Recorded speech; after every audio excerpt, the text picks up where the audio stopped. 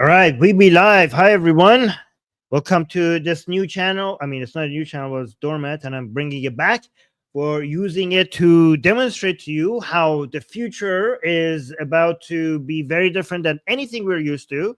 And a lot of the things that have been promised by religion and myth and legends in history is now being delivered by science and technology on a faster pace than anyone ever, like many of us anticipated. And I'm going to show to you guys now. We're going to get into the specific science of what is actually happening and how this is real, because I told you certain things about the fact that we humans are going to be able to completely destroy aging and death and any form of disease sooner than a lot of you might think, and it's going to potentially be within our lifetime, or maybe even much sooner than that. Like maybe within the next, I don't know, 10 years. We'll see. I don't know exactly when, but the science of it is happening a lot faster. And again, a lot of people thought I'm exaggerating, and these things are not really as happening in the way I am, and it's not going to happen this soon. But I'm going to show you that it has already happened. Okay, we have already done it in mice. There are a lot of technologies out there that is going to help us completely stop death and stop aging, and not only stop aging, reverse aging. Like, I'm not talking us living for thousands and thousands of years in 80-year-old 90-year-old bodies. I'm talking about living in 30-year-old bodies, and people who have already aged up to like 80, 70, 90 or whatever. This technology is going to be able to bring back their 30-year-old bodies. As of right now, there are still some issues with this. And again, I already have all the citations that I'm going to include it in the description after the show is over. So you guys could go double check it. But I'm also going to show you some of the scientists talking about this themselves, and the people who are investing in this area. And some of the complications about why it's going to be challenging to, even though we have done it already in mice, and we have reversed aging in mice, because we have reverse aging in mice. This is crazy, because they're mammals. They're not that far away from us. If you could reverse aging in mice, basically you could do it in humans as well. So there's some. I don't know if you guys understand. Is Nemo here? Because I want to make sure Nemo fact checks me that I don't say anything wrong today. But I could double check everything. I have triple checked everything that I'm going to be telling you here today. But I'm also going to use some metaphors and some easy to understand ways to look at this for you to figure out what is happening. Maybe before I start rambling, maybe I could just show you one video so that we are on the same page about what we're talking about, and then I will go and try to explain to you the science behind it in a way that I think most people don't explain it in a way I do, so you guys can understand exactly what's happening here. Okay. Yeah, Dr. Harkness is excited in the chat. Oh, by the way, is somebody? Oh, we don't have any of our volunteers here. Oh, wait, hold on. Amir. Hey, I mean, need to code again. Okay, I'm in the middle of the stream. You should have asked me for the code ahead of time. So we need so we have a volunteer. Okay, so I'm gonna play this video, and while I do that, I'll give the code to our volunteer so we could come and highlight your comments. Okay. What we've discovered is that aging is very likely a corruption of the software of the body. So that as we get older, the software doesn't function very well. Things slow down, break, and we get diseases. In this new work, we show that we can actually reverse that process by tapping into a backup copy, rebooting the software into that old computer, opening up the possibility that one day we can rejuvenate our whole bodies. Dr. David Sinclair, co-director of the Paul F. Glenn Center for Biology of Aging. This Dr. Sinclair is from Harvard. He's one of the key people in this area. But Amir is here. Great. Amir, don't click on your profile so you don't come on stage, please. Stay below. But Amir is here, so Amir is now going to be highlighting your comments and starring them so I could read them. But this doctor, you can see the Harvard logo right on his coat. This is one of the key people that we need to know in this field that is making a lot of this happen. There are many other scientists that are independently doing this, but he's one of the most important ones. Okay, so let's listen to him. The software into that old computer, opening up the possibility that one day we can rejuvenate our whole bodies. Dr. David Sinclair, co-director of the Paul F. Glenn Center for Biology of Aging Research at Harvard Medical School, describes a groundbreaking method that can speed up or reverse the aging of cells in the body. at least in mice. There's an old theory that mutations drive aging, and it's true that our DNA does get damaged and it does lead to changes in our genetic code. What we're proposing in this new study is that there's another type of information in the cell, in our bodies, called the epigenetic information, and that's the information that we think is a large driver of the aging process. Sinclair says that the process of aging works similarly to the way that software programs operate off hardware. Sometimes software becomes corrupted and needs a reboot. Through the process of gene therapy, cells in the body can be rebooted to restart the backup copy of epigenetic instructions. The epigenome consists of chemical compounds that mark cells and give them instructions for which genes to turn on and which to keep silent. This, in theory, erases corrupted signals that can cause cells to age and malfunction, making them youthful again. By the way, don't worry if you don't understand this part. I'm going to give you a metaphor that makes all of this. You're going to be so impressed with my metaphor, okay? And I haven't seen anybody.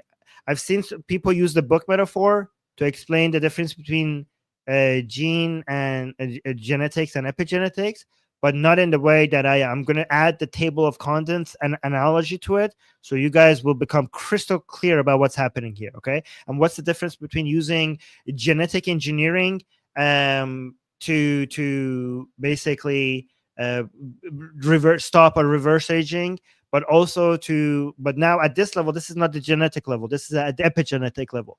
And I'm going to explain to you the difference between the genetic level and epigenetic level. So let's watch this first. Well, we believe that there's a universal process that we've tapped into that works not just in mice, but probably in every human on the planet. And we all have this same program that allows our cells to be rejuvenated. In mice, we've reversed the age of their brains and they get their ability to learn again. And so what we're finding is that there's a universal backup copy of youthful information in all animals and probably in us as well. The process is still in its infancy, so there's still a lot to be figured out. Sinclair says that his team has already begun the next step to lab test the system on non-human primates, human neurons, skin, and fibroblast cells. While this method won't... Well, non-human primates, like we're getting from mice to non-human primates.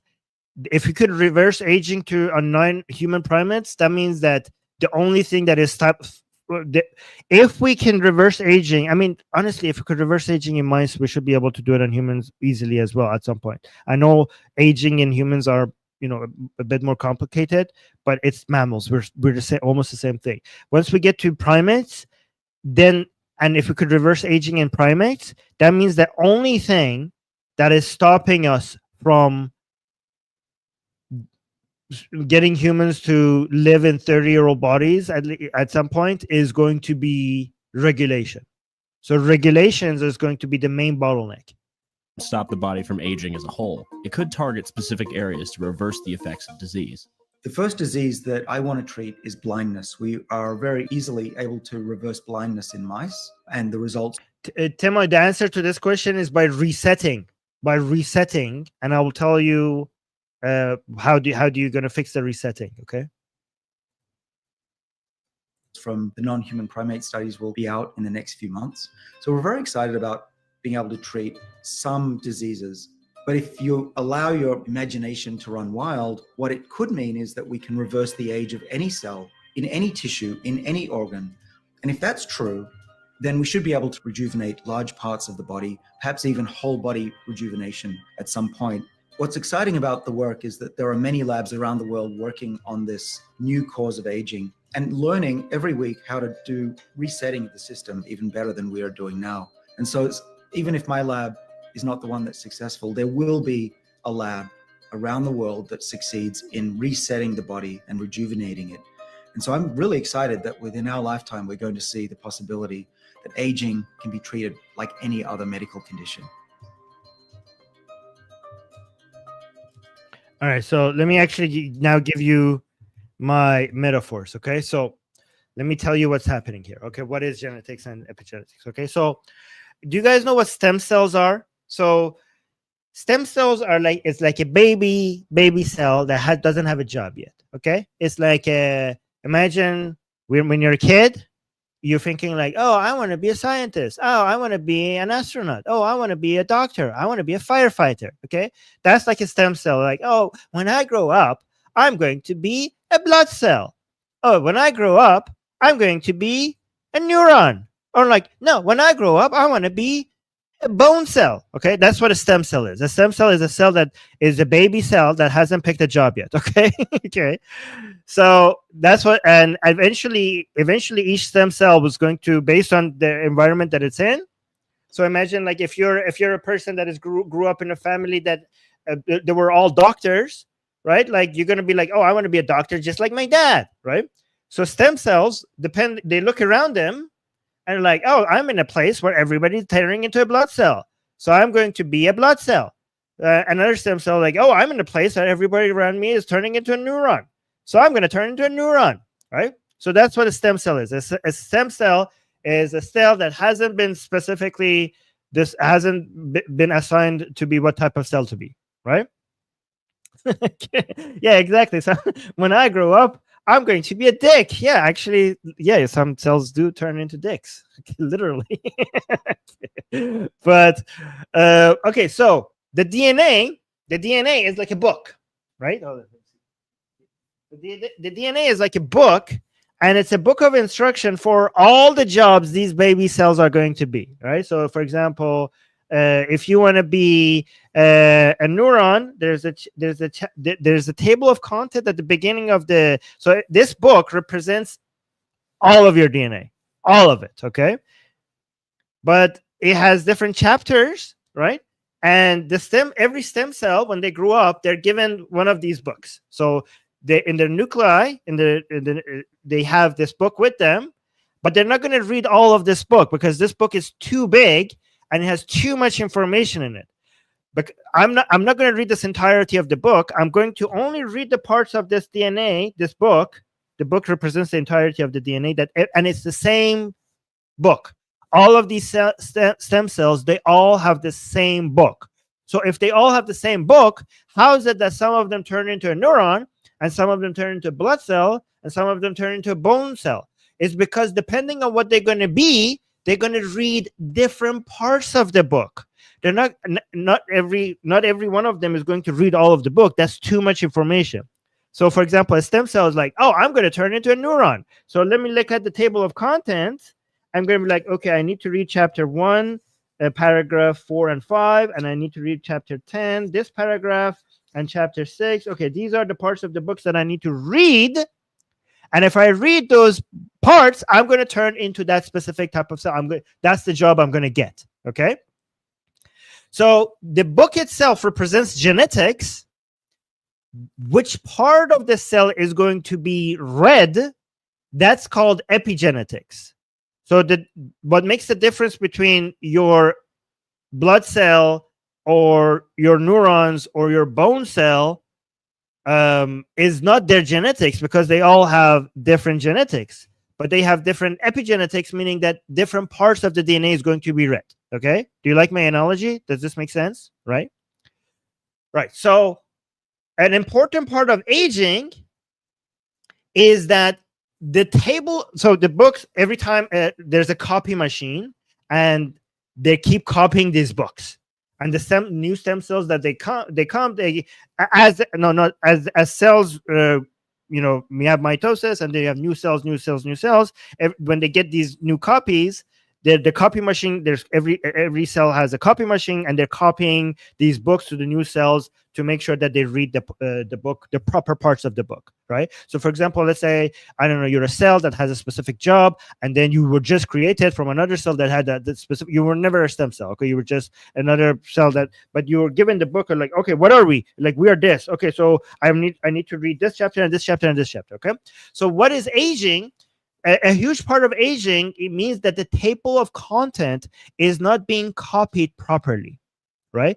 The part of the book that tells you which part of the book to read so that you do your job properly. So it's not copied properly. And by the way, guys, it's not copied properly on purpose, right?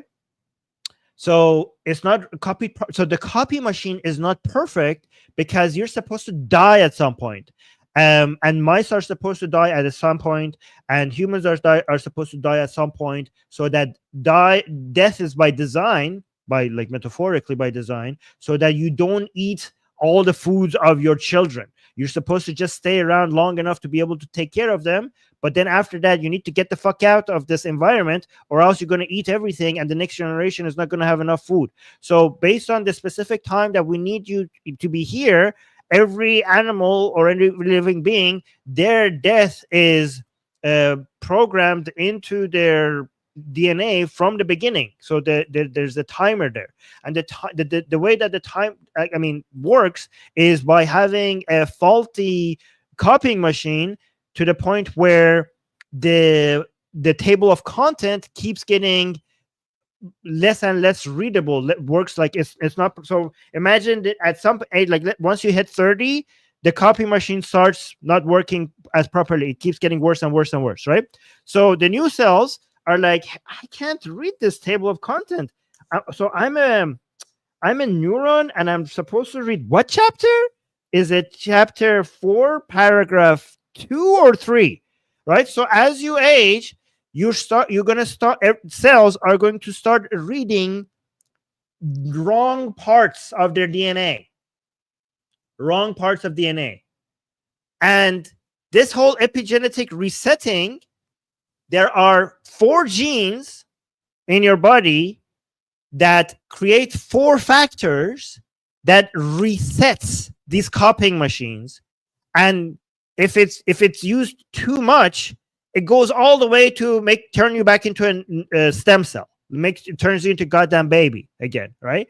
But if you use just a little bit, it just fixes the table of content so that you have a proper table of content again.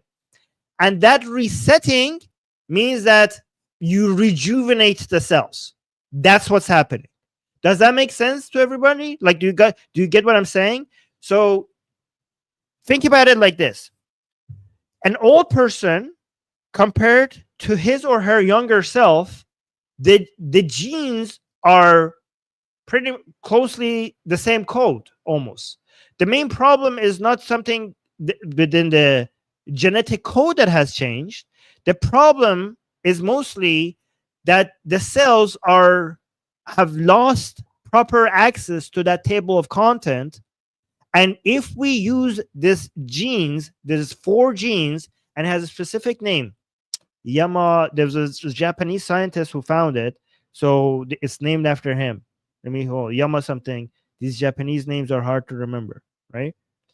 Yamanaka factors. There are 4 genes who are responsible for creating 4 proteins, and there are 4 factors that basically gives you a proper table of contents. Okay, so it's named after that guy. So if given that you still have pretty much the same access to the code that could produce a 2-year-old body, a 3-year-old body, a 30-year-old body, a 50-year-old body, a 60-year-old body, if you're 80 years old, there's no reason we don't even need to do genetic engineering. We just have to make sure that the genetics that you already have are being read properly. I mean, we are going to eventually get to genetic engineering as well, but this is actually, for now, this is an easier problem to solve than many people realize. Given that the genetics that you have is largely the same genetics that you have had when you were 30 years old, all we have to do is to get your body access to a proper table of content to read everything properly, and then you will be having younger genes. And again, these 4 genes, let me actually read to you what I have. Okay, first of all, this is not theory. This has already been done. We have reversed aging using this. So the scientists discovered that a group of 4 special genes, which we call them the Yamanaka factors, if I'm reading it right.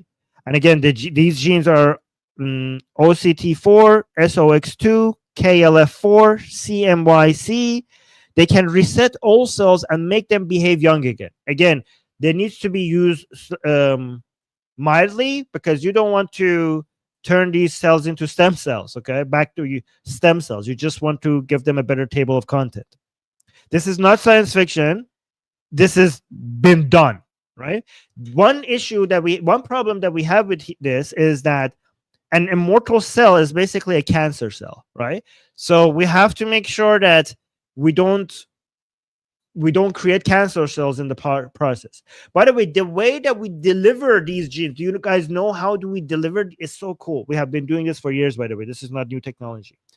The way that we deliver these 4 genes into the cell so that the cells get access to a proper table of contents so that they read the proper parts, we use viruses to deliver these genes to the cells that we want. And a lot of people's understanding of viruses are things that causes diseases. But this is, on this channel, I want us to start looking at viruses as not things that cause diseases. Viruses are DNA carrying machines. Okay, these are nanotech, natural nanotechs, and now we could also have artificial nanotech.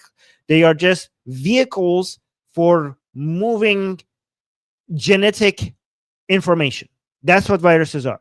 Sometimes they carry out DNA material that causes us to be sick, but sometimes they could carry out DNA that improves things. But viruses could always be used to carry DNA to a place that we need them to do the things that we want. That's what viruses are, right? The reason why we know viruses as things that cause agents of disease is because that's how we notice them in our day-to-day life mostly, but that's not necessarily what they do. So we use viruses to carry out these genes to where we want them on a limited basis so that we don't cause cancer. Again, the whole cancer causing part is the thing that we need to be worrying about and the next thing that we need to solve before this becomes widely accessible to humans. Okay. Yeah. So when you're young, okay, by the way, guys, the fact when you're younger, you have a lot more stem cells. And this is also partly the reason why you recover from injuries faster as when you're younger, right? Because stem cells are cells that they can be anything. So when something goes wrong in your body as a young person, given that you have young more stem cells, there are cells that are like already there willing to take the job. Like there's so much unemployment of cells in your body that if anything gets damaged, people are like, hey, I'll take that job. If some cells that were doing that job go away, stem cells are unemployed cells. So when you have so many of them available, they are easy to replace damaged material with stem cells. But as you get older, your stem cells are used up and some recovery becomes more difficult. Guys, do you like this analogies that I'm using? Because I think this is making everything so much easier to understand, right? So as you age, the bookmarks get messy and harder to understand. So like let's say like they get sticky, the pages get taped together, they get blocked, they become harder to read, and the cells start reading the wrong instructions or they skip important parts, right? And this is called epigenetic drift. There's even a name for it. There's an epigenetic drift. Like as the table of content becomes harder, as the cells have a harder time to recognize which part of this goddamn book I'm supposed to read to do my job properly, that is called epigenetic drift. And if you could reset that, that is rejuvenation, that is reversing aging. This is not, I mean, we're shocked that we could do this, but if you think about it, should not be very shocking.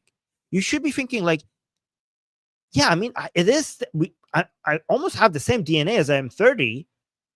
Like, if we read that properly, I should be able to live like a 30-year-old. Like, it's the same goddamn code.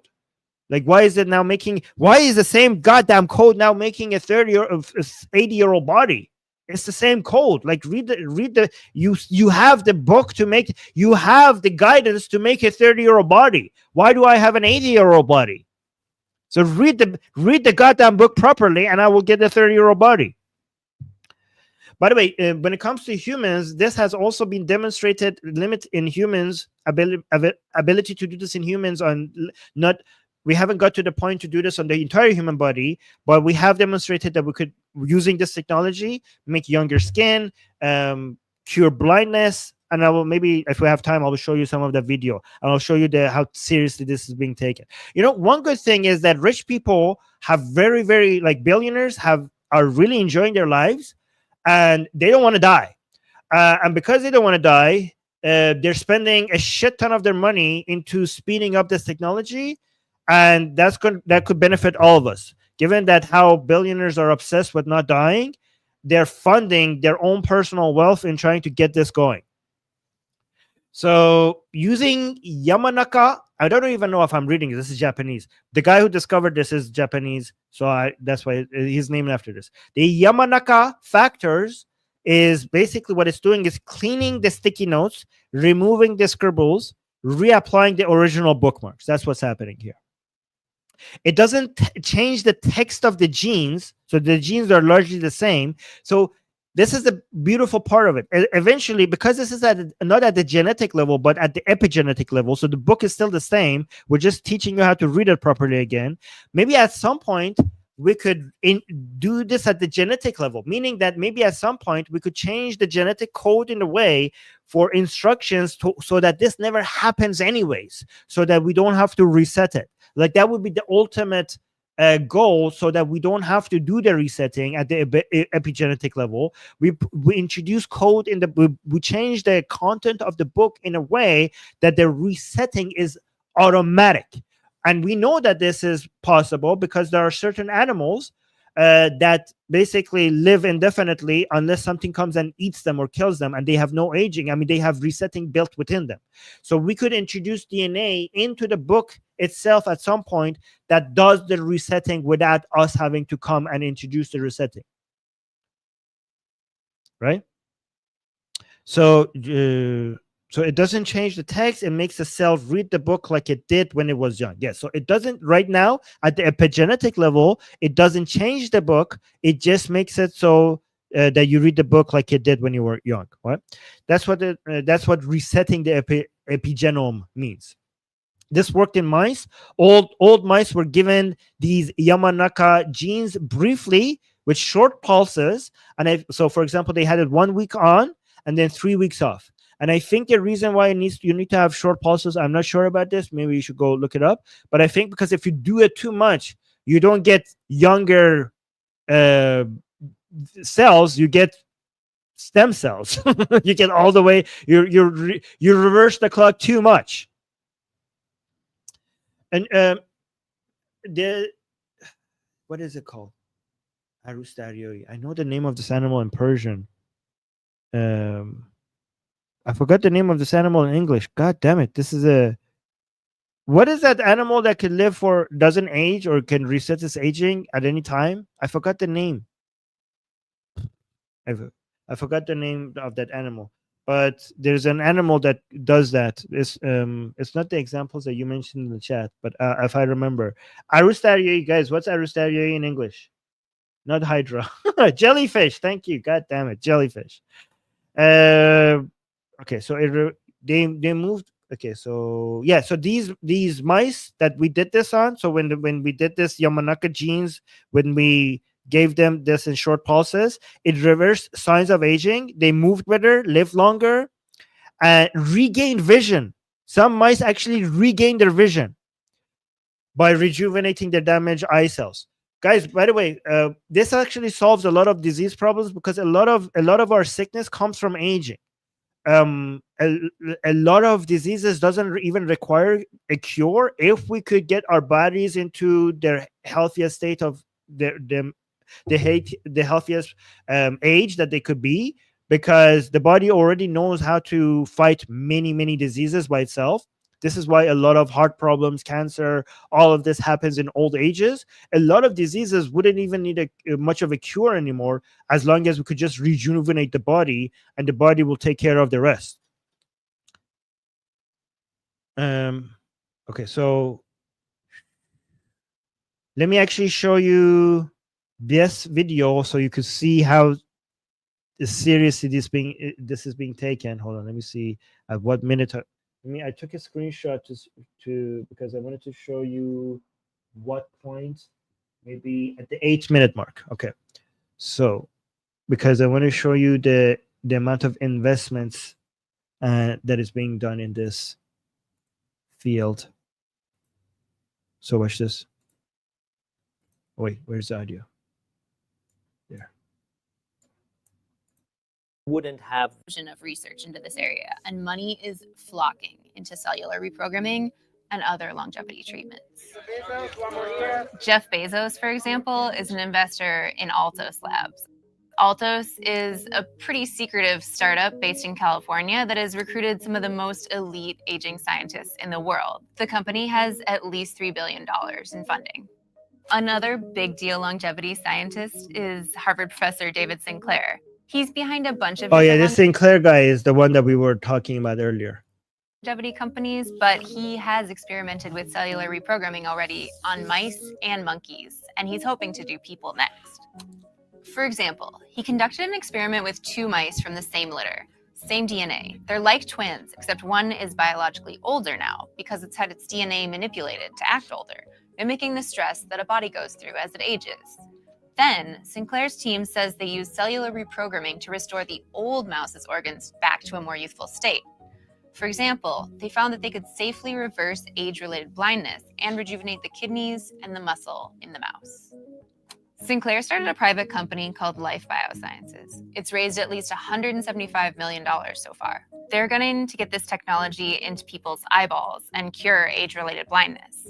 He says the eye injection will be ready soon, maybe within a year or 2, but it remains to be seen how quickly it can actually move from labs into clinics. And there are other people you may know of who are investing in cellular reprogramming too. You really think what it's like if Sam Altman, the billionaire behind ChatGPT, is also gunning for cellular reprogramming. He's poured $180 million into his longevity startup, Retro Biosciences. I interviewed the CEO of Retro Biosciences, and he told me they're trying a slightly different approach to cellular reprogramming, take the cells out of someone's body, then reprogram them and pop them back in. He thinks it might be safer that way. the field is Yeah, actually, that is safer because you could seriously cause cancer if you don't. I think the main factor is risk. The main risk is like cancer cells, right? Because you could get like if these cells just keep growing uncontrollably, that's basically the very definition of cancer, right? So that's amazing. So they're taking this, like, instead of reprogramming it as they're in your body, they just bring them into a safe space. They do it there and they watch it. They're like, are you okay? Are you going to revolt? Are you going to go grow out of control? Or are you behaving properly? And then once they see they're behaving properly, then they go back into the body. That's genius. maturing, because people and investors and rich folks think that there's going to be commercial outputs in it. No, Darko is saying, hope this is not just the next bubble. I mean, guys, even if it is a bubble, Darko, remember the previous bubble, when it burst, the underlying technology stayed and changed the world. Like the .com. So every bubble, like most tech bubbles, there's an underlying tech. Like, think about how bubbles have worked when a new technology came in, right? The technology was promising.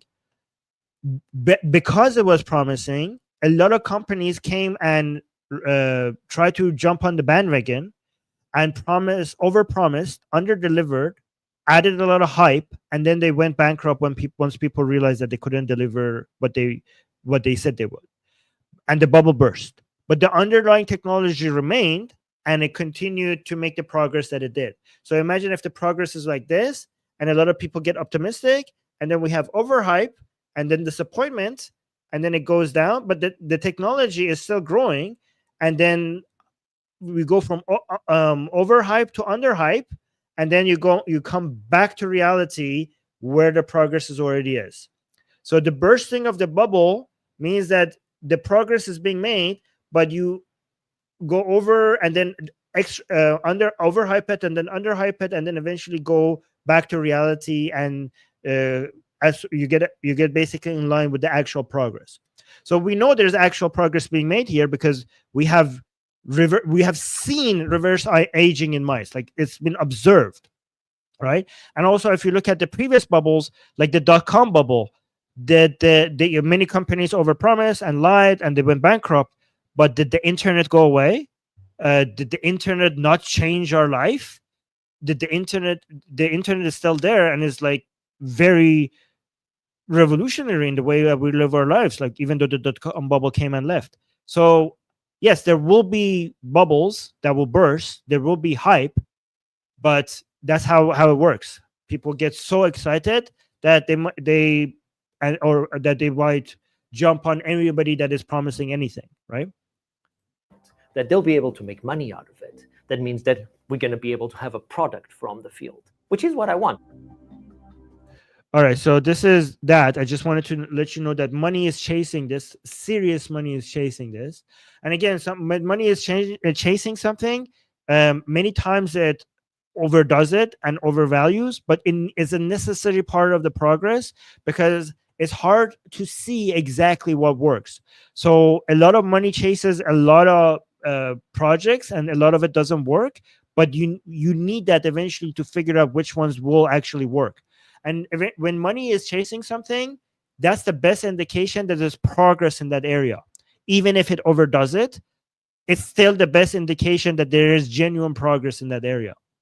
Like if you like, for example, when it comes to solar panels, a lot of people were dismissing it, and a lot of people were advocating for it. But if you used investments, general investments, not just examples of some people that went crazy, but if you just look at the direction of the flow of money, it's usually the best indicator of where the next advancements is going to be. And if you actually use as your some people actually show that flow of money is a better predictive model than actual analysts telling you what's going to happen. Like if you have experts in a field telling you what's the next advancements is going to be and by what amount, and use that as your source of prediction for the future, it's not going to be as good as using flow of investments as your predictive model. Flow of investments is really a good way of realizing where the future is, what direction the future is going, even if it overdoes it.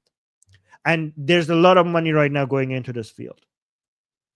So let me see what you guys are saying in the chat before we go. After this, I need to go to my Persian show. So Tima is saying, so how do you solve the shortening of telomeres? Yeah, so that's the metaphor for that is like, let's say, like you have these pencils that writes the table of contents, and the more you copy that, it keeps getting shorter and shorter and shorter. So I actually have an answer for this here. So you can slow or stop. I don't know if I'm pronouncing this right because I'm just reading it. The telomere shortening by activating telomere. I don't know how to read this. Telomere. Maybe I should just get it to telomeras. Okay, the enzyme that rebuilds telomeres. Am I pronouncing this right? This can be done through gene therapy, certain drugs or supplements, but also the Yamanaka factors that I tell you. And when it comes to at the epigenetic level, they are indirectly restore telomere left during their reprogramming, right? So the Yamanaka factors reset the cell to younger state, and during that process, the cell reactivates I don't even know how to pronounce this. Let me see. Maybe if I get on Google, telomerase. Okay, telomerase. Yes. So guys, if you don't know what I'm talking about, the shortening of these are responsible for why the table of content is harder to read. This basically is the resetting of the cells using the Yamanaka factors basically fixes that. That's the short explanation. Ziv is saying it will probably only be available for billionaires anyway. Okay, guys, this is actually completely wrong, Ziv. This is not true. If you look at every single advancements in medical technology and all forms of other technology, it was accessible to the richest of all rich people for a very short amount of time before it became accessible to everybody. making it accessible to billionaires at the beginning is a necessary phase that we have to go through so that it gets funding enough for it to eventually become cheap enough to become accessible to everybody. And I know this for two reasons, right? First of all, experience. If you look at all previous technology and medical advancements, at first it was too expensive for most people, and then very fast, very, very, very fast, it became accessible to more people. I mean, again, I tell you, like you guys, the technology, the computing technology that you have, right now, if you go to a faraway village in Kenya, far away from the major cities, you could see kids playing computer games on a phone with more computing power than the CIA, that the government of the United States had access to 25 years ago. Children in Kenya who are playing computer games on their smartphones, they're using more advanced computing power than the government of the United States had access to 25 years ago. Right? And also with medicine and everything else, it's always like this. It's always like this. And the reason why it makes no sense for billionaires to keep this to themselves is because billionaires become billionaires by selling to the masses, by competing with each other, and by undercutting each other when it comes to prices and delivering better services at lower prices. That's how they become billionaires. They don't become billionaires by creating products and keeping it to themselves. The way they become billionaires is by providing better services and better products and lower prices. That's how they become billionaires. All right. So Robin is saying 30 years ago at Stanford, a student rejuvenated skin cells in face patients using these Japanese gentleman's methods guidance. Yes, exactly. We've already seen this happening on limited parts of the body, like we saw skin. They're now is going for eyes. So this, like, the next phase is not going to be rejuvenate the entire body. The next phase is going to be rejuvenating certain parts of body at a limited scale, and then eventually we are going to probably get to rejuvenating the entirety of the body. That's the goal.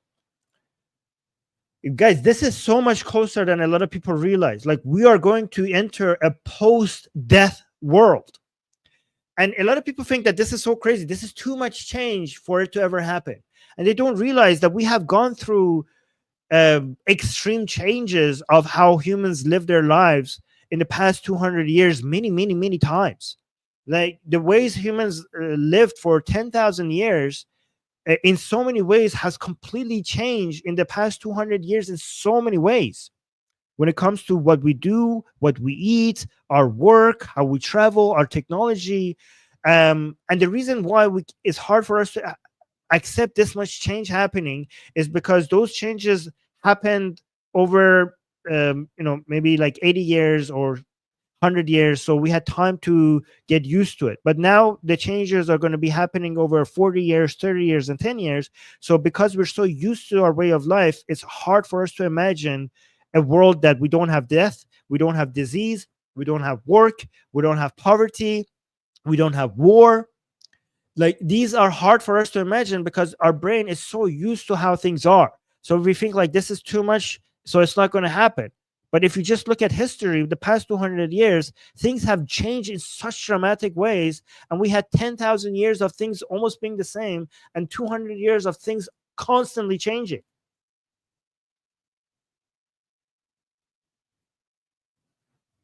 Right?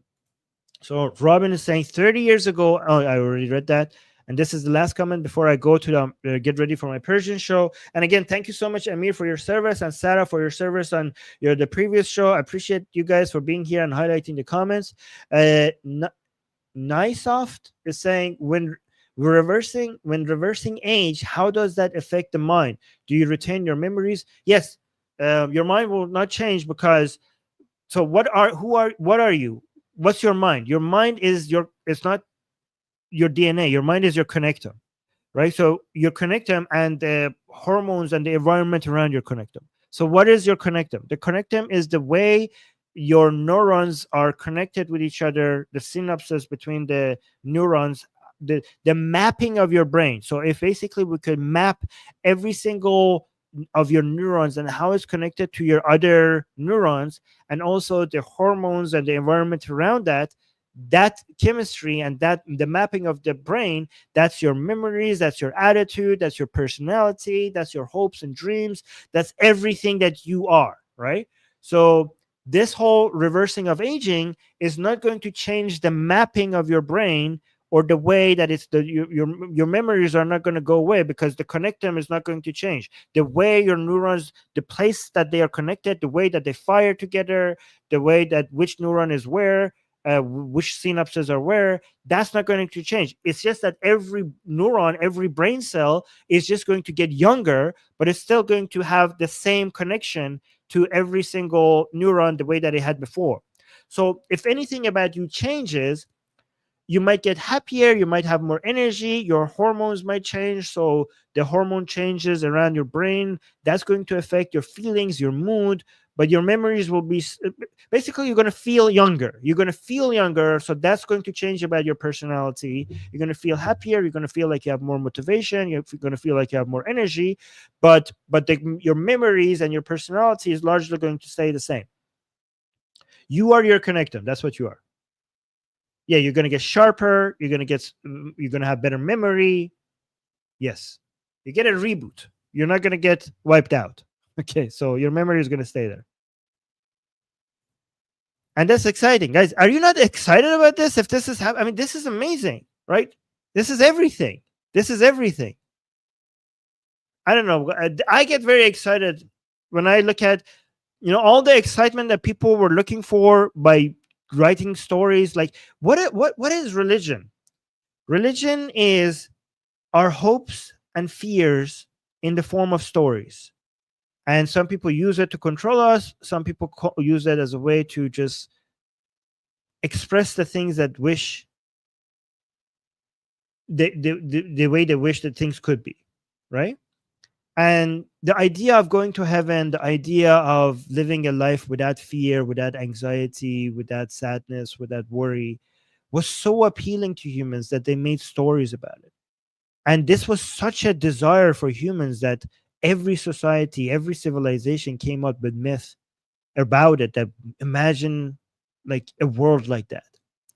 And you guys in this chat, you are so fucking lucky to be born in a time that what people dreamt about and made religions out of, science and technology, has given you a chance to maybe see what humans have been dreaming about for thousands of years, and you might actually get to see it in reality. I mean, is there anything more exciting than this?